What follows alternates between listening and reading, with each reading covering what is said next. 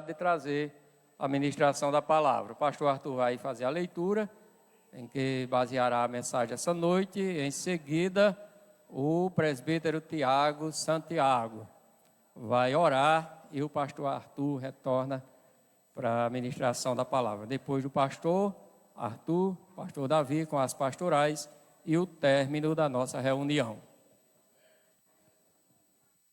Saúde a todos, em nome de Jesus. Abramos a nossa Bíblia no livro dos Salmos, de número 119. Livro dos Salmos, de número 119. Estamos hoje substituindo aqui o nosso irmão Bruno Jefferson. Livro dos Salmos, de número 119. É uma passagem conhecida. A partir do versículo 9. Livro dos Salmos 119. A partir do versículo 9. Diz assim a palavra de Deus: de que maneira poderá o jovem guardar puro o seu caminho? Observando segundo a tua palavra. De todo o coração te busquei. Não deixes que eu me desvie dos teus mandamentos. Guardo a tua palavra no meu coração, para não pecar contra ti. Algumas traduções diz: guardei a tua palavra no meu coração, para não pecar contra ti. Amém.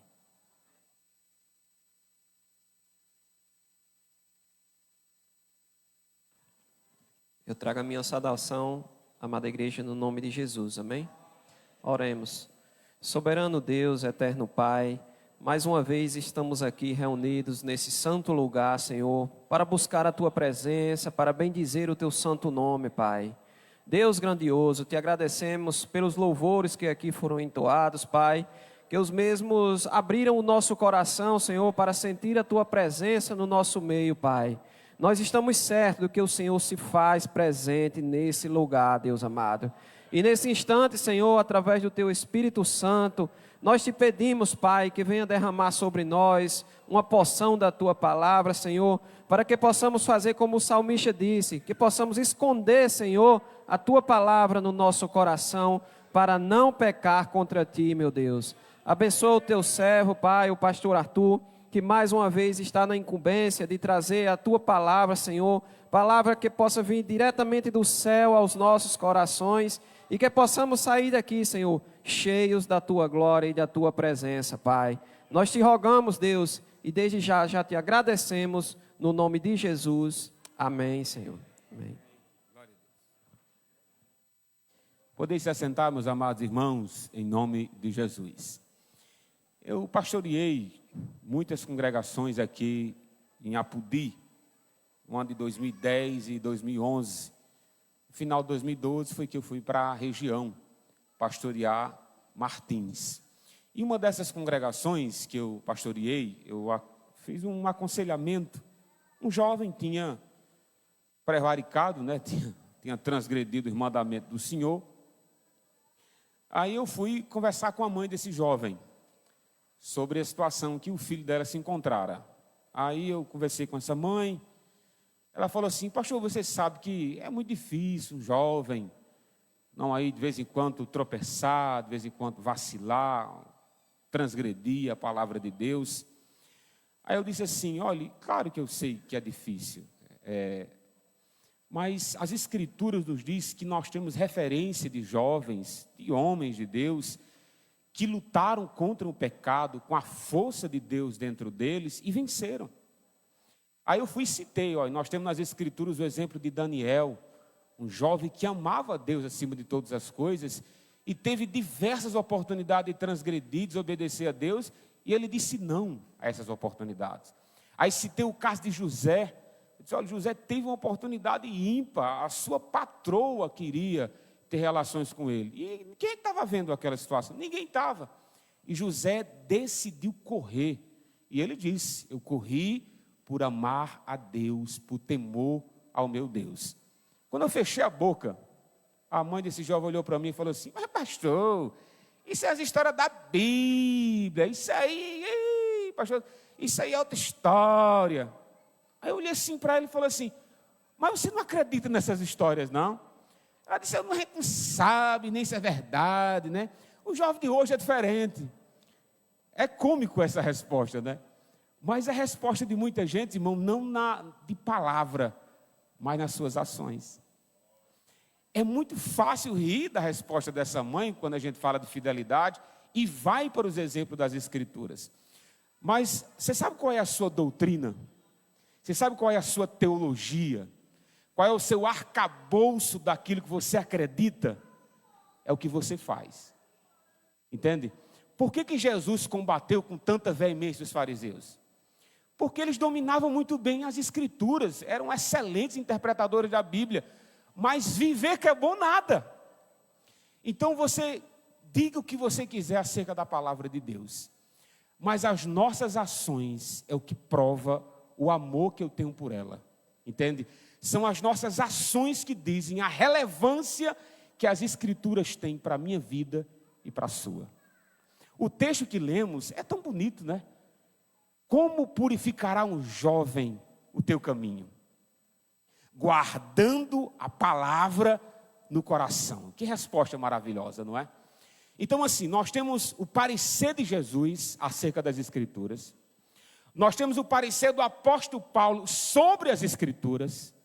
E temos o parecer do apóstolo Pedro sobre as Escrituras. Claro que outros apóstolos também falaram acerca da palavra de Deus.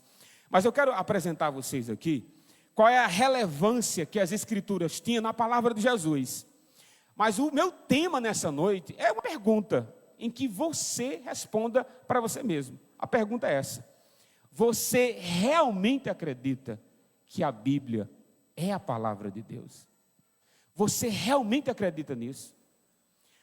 Ou você acredita, na verdade, naquelas caixinhas de promessas, né? As partes que nos convêm, nós abraçamos. E a parte que nos condena, nós rejeitamos. O que Jesus diz acerca da própria palavra de Deus? Eu vou citar para você aqui, eu vou até pedir licença aqui à irmã Claita, que meu método de pregação nessa noite é o dela. Claita que gosta desse estilo de apresenta uma tese e vai embasar com base nas Escrituras. Eu peço licença, Claita, aqui. Não é meu costume, mas pelo tema eu convinho abordar dessa forma. Jesus diz em Mateus 5,18, acerca da palavra de Deus. Ele diz assim: porque em verdade lhes digo, até que o céu e a terra passem, nem um i ou um tio jamais passará da lei, até que tudo se cumpra. Você tem ideia do que é isso? Um tio ou um jota? Meus irmãos, se eu escrever uma carta para você, eu escrevi uma carta de punho. Aí essa carta aí, tem aí 30 capítulos. O Antigo Testamento, irmão, não tem 30 capítulos. O Antigo Testamento tem centenas de capítulos. Mas eu escrevi uma carta para você. Aí você lê essa carta, antes de você ler essa carta, você recebe sabendo que quem mandou essa carta fui eu. Aí a pessoa fala assim: olha, tem um detalhe, essa carta que Arthur mandou, você só pode abrir se você acreditar em tudo que ele estiver dizendo. E tem um detalhe: não pode ter um erro de ortografia, nem uma vírgula a mais, nem uma vírgula a menos. Sabe o que você vai mandar dizer? Pode tocar fogo nessa carta. Deus me livre de abrir uma carta dessa. E ele vai errar em algum momento. Em algum momento ele vai botar uma vírgula a mais, vai escrever casa com Z. Entende? Vai dizer subir para cima, descer para baixo, para o modo de onde, para o modo de quê. Ele vai errar em algum momento. Você sabe qual é a credibilidade que Jesus dá à Bíblia? Jesus disse assim: ela é tão confiável que um tio e uma vírgula não passará sem que tudo seja cumprido.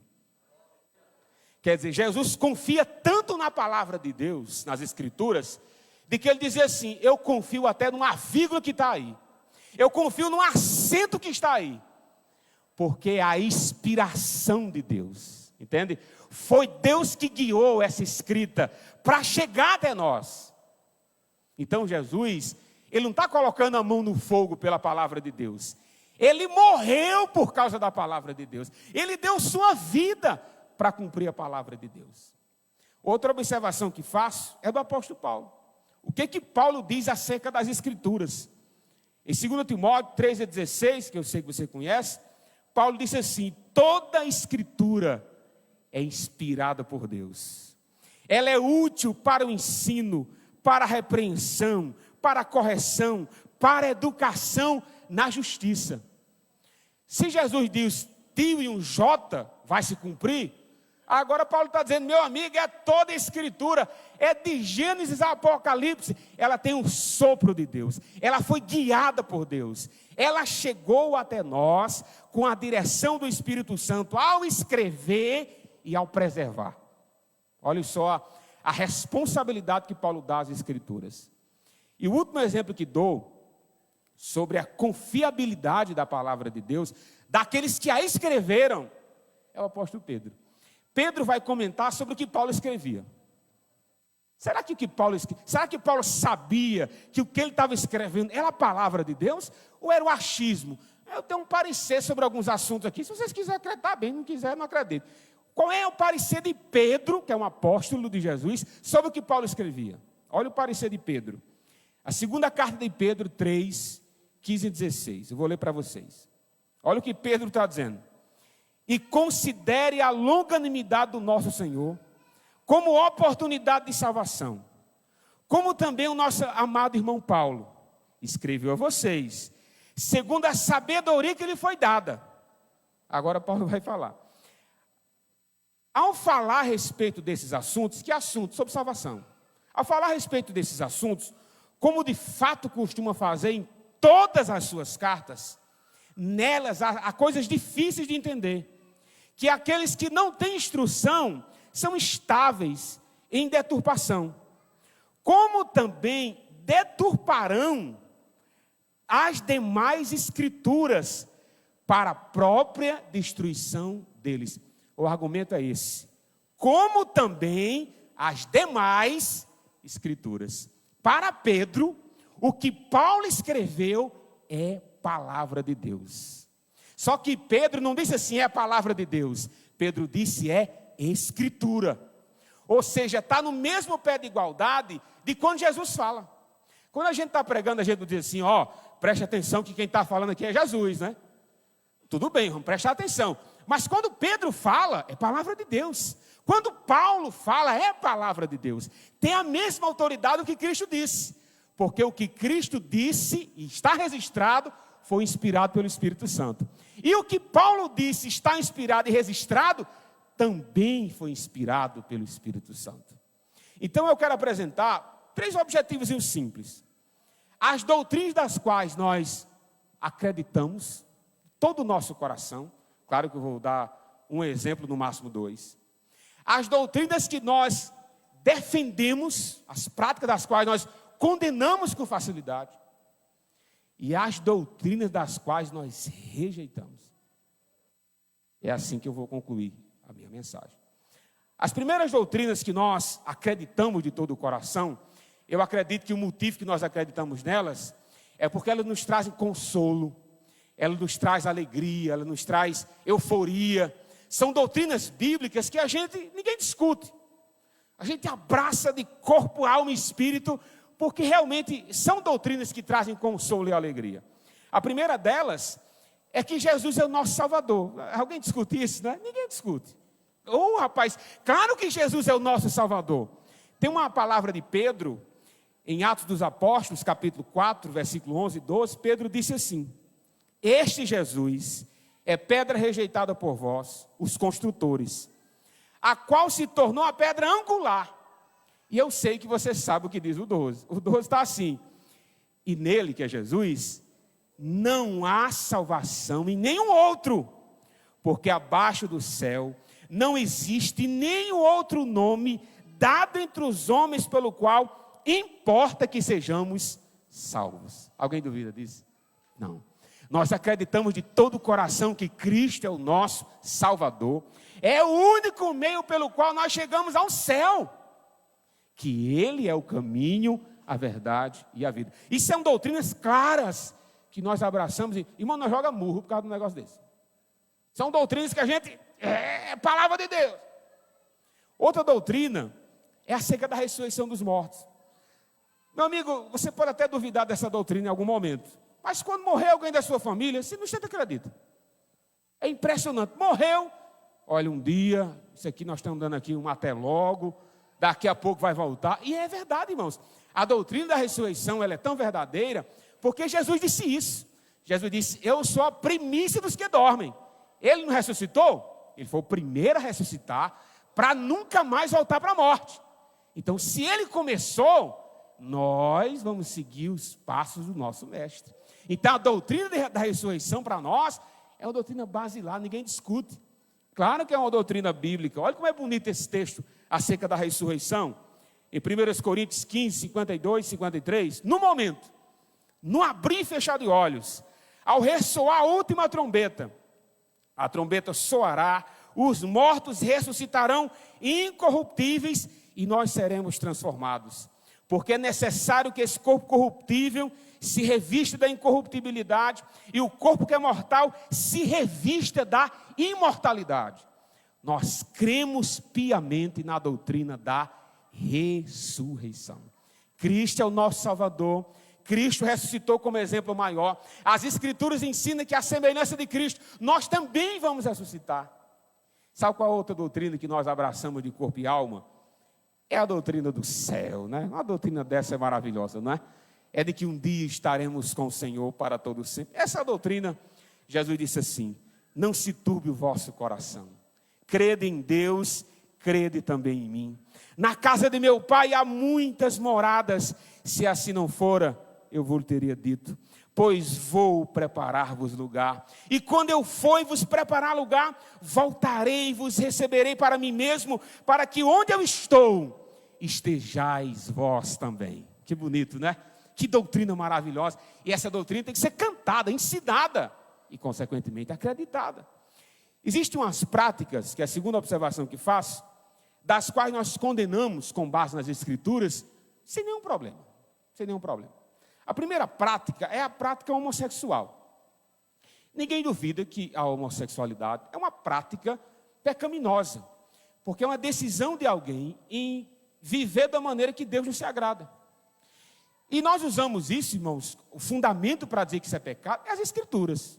Você não pode usar a lei para isso. Claro que em alguns países é crime, como já foi aqui no Brasil. Mas a gente chegou a um momento de dizer assim, não, meu amigo, você quer ser, seja, faça da sua vida o que você quiser. Meu ponto aqui não é esse não, viu? Meu argumento é o que a Bíblia diz sobre a homossexualidade. A Bíblia apresenta-nos essa prática como pecaminosa. Irmãos, e não tem uma passagem sobre isso.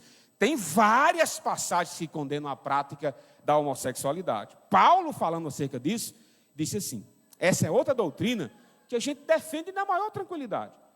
Paulo, escrevendo aos Romanos, capítulo 1, versículo 27, ele diz, semelhantemente os homens também, deixando o contato natural da mulher, se inflamaram mutuamente em sua sensualidade, cometendo torpeza. O que é torpeza?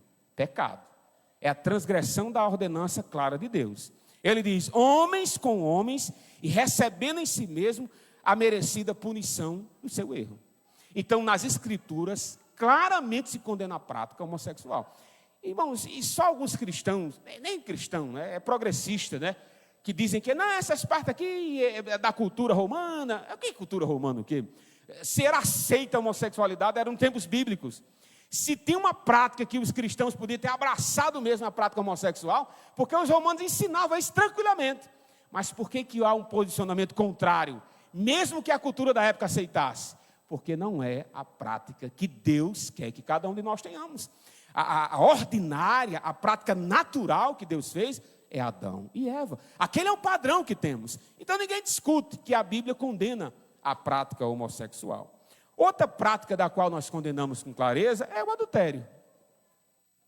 Paulo, escrevendo aos Romanos, escrevendo aos Coríntios 6 e 9, ele diz assim, ou não sabeis que os injustos não herdarão o reino de Deus? Não vos enganeis, nem os impuros, aqui está uma relação de pecado que a gente aceita tranquilamente. Os impuros, os idólatras, os adúlteros, os efeminados ou os sodomitas, que é a prática homossexual. Aí ele diz, nem os ladrões, nem os avarentos, nem os bêbados, nem maldizentes, nem roubadores, herdarão o reino de Deus. Paulo está dizendo que quem tem essa vida, não é um erro, tá bom? É uma vida, é aquele que não abre mão dessa prática, dessas práticas aqui. Aí Paulo termina dizendo, não herdarão o reino de Deus. Nós não temos dificuldade, irmãos, em condenar a prática homossexual com base na palavra de Deus. Condenar o adultério com base na palavra de Deus. O casamento parte do pressuposto da fidelidade de um homem com a sua mulher. Pastor, e o que passa disso? O que passa disso é procedência maligna. Pastor, mas aqueles homens no Antigo Testamento que tiveram várias mulheres, eu uso a Bíblia para condenar a prática de várias mulheres. É só ler. Me cita aí uma história de um homem de Deus que teve mais de uma mulher que prestou. Nenhum prestou. Todos tiveram problemas, tiveram morte, assassinato. A Bíblia é a maior referência para condenar mais de uma mulher. Pode ler.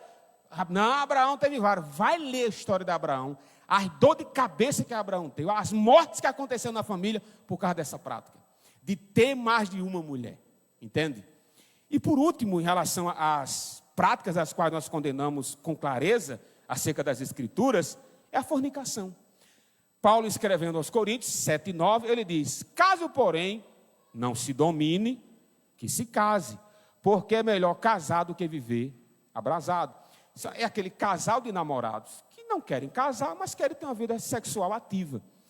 Nós condenamos isso com clareza. Por que nós condenamos? É da nossa cabeça? Não, porque as Escrituras apresentam-nos que a legitimidade da sexualidade é no casamento. É no casamento que a sexualidade glorifica a Deus, exalta a Deus, que o prazer sexual é o próprio Deus quem fez. Agora, fora do casamento, é uma maldição. É uma maldição. Vai trazer uma série de problemas para você, para a sua família, a gravidez indesejadas, as doenças sexualmente transmissíveis, e mil e uma coisa. Mas dentro do casamento, é uma das maiores bênçãos que Deus deu a um homem e uma mulher. Então a fornicação é uma válvula de escape para um pecado. Aí Paulo diz, espera aí, meu amigo, vai se abrasar? Se case e desfrute as bênçãos que Deus fez para o casamento, né? Entende como as Escrituras apresentam-nos doutrinas que nós defendemos com facilidade? Mas o último ponto da minha mensagem não são as doutrinas que nós amamos, são as doutrinas claras da palavra de Deus que nós rejeitamos, vilipendiamos. E às vezes, irmão, sabe o que a gente faz? A gente esquece. Essas partes a gente pula. A primeira doutrina que eu uso como base, que nós esquecemos, desobedecemos e com clareza, está em Hebreus capítulo 10, versículos 24 e 25. É o compromisso com a casa de Deus. Olha como é bonito. Hebreus 10, 24 e 25. Cuidemos também de nos animar uns aos outros no amor e na prática de boas obras. Olha o que diz o 25, é bonito o texto. Não deixemos de nos congregar, como é costume de alguns. Pelo contrário, façamos admoestações ainda mais agora, que vocês veem que o dia do Senhor se aproxima. Para o autor dos Hebreus, se Cristo se aproxima, onde é que eu tenho que estar? Na casa de Deus. Compromissado com a casa de Deus. Eu estou vendo você aqui hoje, glória a Deus. Quando é que eu vou ver você de novo? Então assim, observe que nas Escrituras, a casa de Deus é um local para compromisso. Rapaz, será que tinha como a gente dar um passeio esse domingo de 10 horas? Tá certo, 10 horas. Não, mas de 7 horas. Rapaz, eu tenho um compromisso. Tenho um compromisso. Rapaz, que tal a gente ir nesse domingo aqui, de 9 horas da manhã? Vamos lá. Rapaz, eu tenho um compromisso, escola bíblica dominical. Mas sabe o que a gente faz com essas doutrinas claras da palavra de Deus? A gente vai relativizar. Veja bem, não é bem assim. Faz o seguinte, meu amigo, da mesma forma que você diz, veja bem, veja lá, fala da prática homossexual. Chega para o seu filho e fala assim, meu filho, a prática homossexual é acordar a cabeça desse povo. Não use as Escrituras para condenar a prática homossexual, se o compromisso com a casa de Deus não vale. Nós relativizamos o que é doutrina, irmãos. estar na casa de Deus, não é porque você acha bom, não.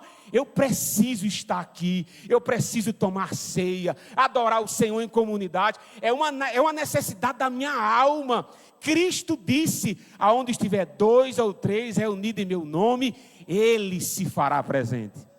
Não é porque é bonito estar aqui, mas sabe o que a gente faz com a prática do adultério? Nós condenamos com veemência, e está certo, a palavra condena com veemência, mas não se congregar, a Bíblia também condena com veemência. Você sabe o que a Bíblia diz sobre não congregar-se? Você está desviado, meu amigo.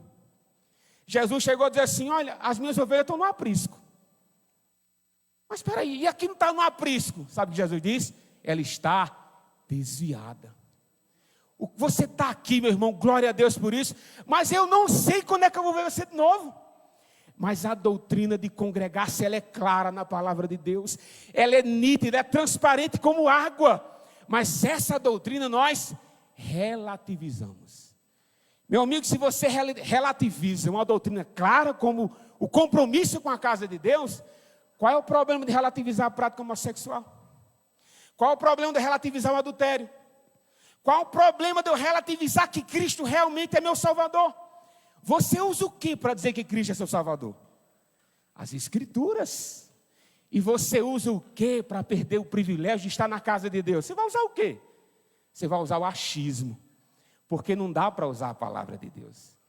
A outra doutrina que nós esquecemos, relativizamos, é o nosso compromisso com a contribuição cristã. Os nossos dízimos e as nossas ofertas. Paulo escrevendo acerca disso, é tão bonito. Olha o que Paulo diz. Segunda carta de Paulo aos Coríntios 9, do 1 ao 2. Ora, quanto à assistência a favor dos santos, não é necessário que eu escreva a vocês. Irmão, Paulo ia escrever sobre contribuição aos irmãos de Corinto. Eu vou escrever para vocês, mas não precisa não. Sabe por que não precisa? Aí ele diz no versículo 2. Porque conheço a boa vontade de vocês, das quais me orgulho diante dos macedônios, dizendo que os irmãos de Acaia estão preparados desde o ano passado, e o zelo de vocês estimule outros. Sabe o que Paulo está dizendo? Eu sei que vocês são ofertantes, eu sei que vocês são dizimistas, eu ia escrever sobre isso, mas não vou mais, porque vocês espontaneamente contribuem. Sabe o que a gente faz sobre dízimos e ofertas? A gente relativiza. Cuidado com a relativização de uma doutrina clara das Escrituras. A contribuição cristã. Sabe o que você fazia quando você era bêbado? Você tem um compromisso com a cachaça. O dinheiro é seu, você faz o que quiser. Quando você tinha vícios de jogos, de azar, seja ele o que for, você pegava esse dinheiro e gastava, destruía a sua família com isso. Agora tu é um crente, lavado e remido pelo sangue de Jesus. Pega lá o dinheiro que você chega, senta com a sua esposa e fala assim: quanto é que eu ganho? Rapaz, eu ganho R$1.000. Quanto é o dízimo? O dízimo é 10% dessa renda. Pega 10%, que é R$100 de 1.000, e chama o Girnaldo e passa. Porque, meus irmãos, como é que a gente gastava na idolatria, na bebida, na cachaça, na prostituição, achava bom, alegre e satisfeito. Aí agora que é crente, é uma mesquinharia para ser um dizimista fiel, que é uma coisa triste de se ver.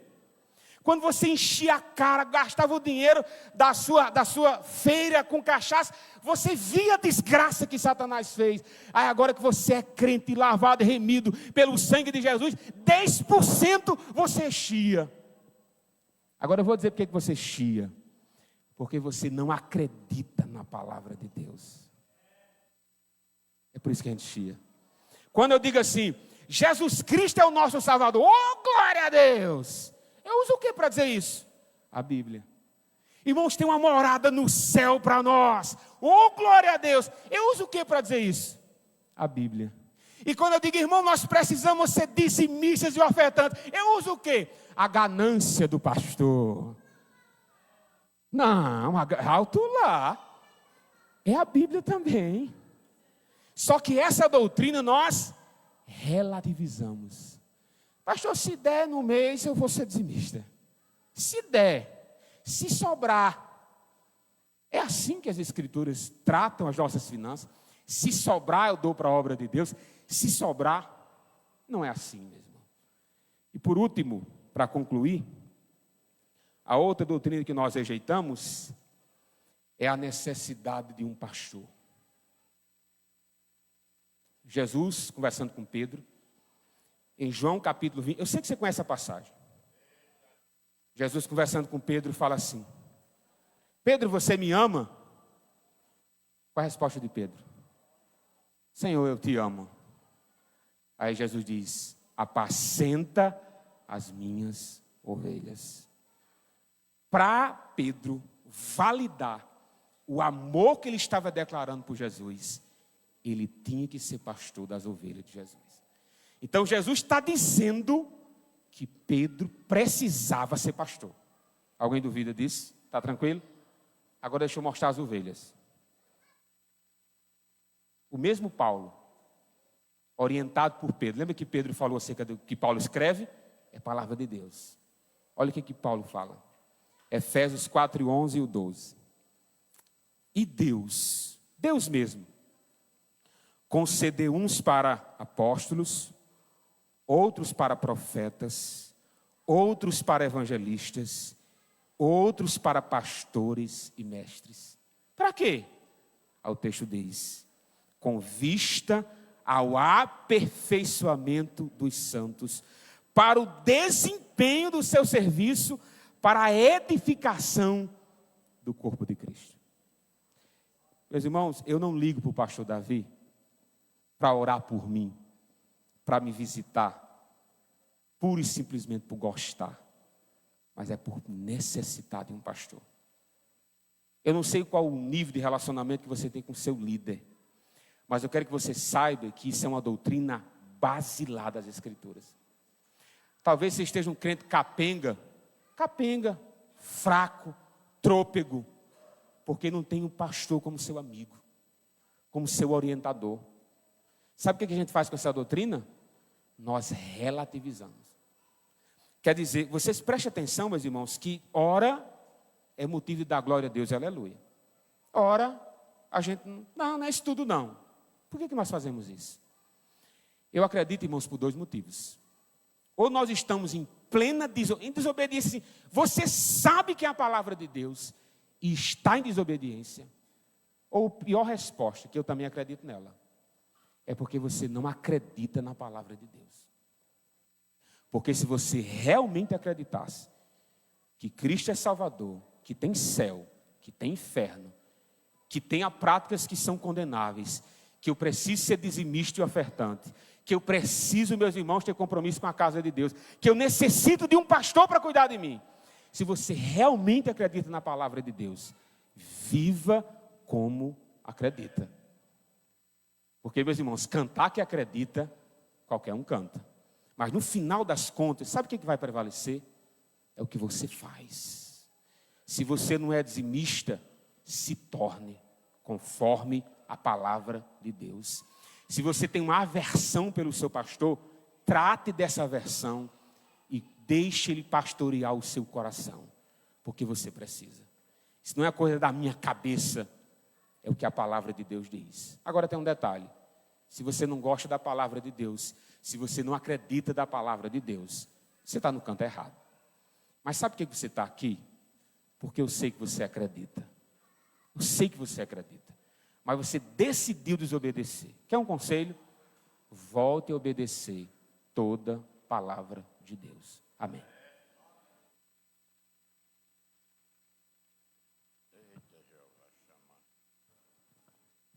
Graças a Deus. Alguém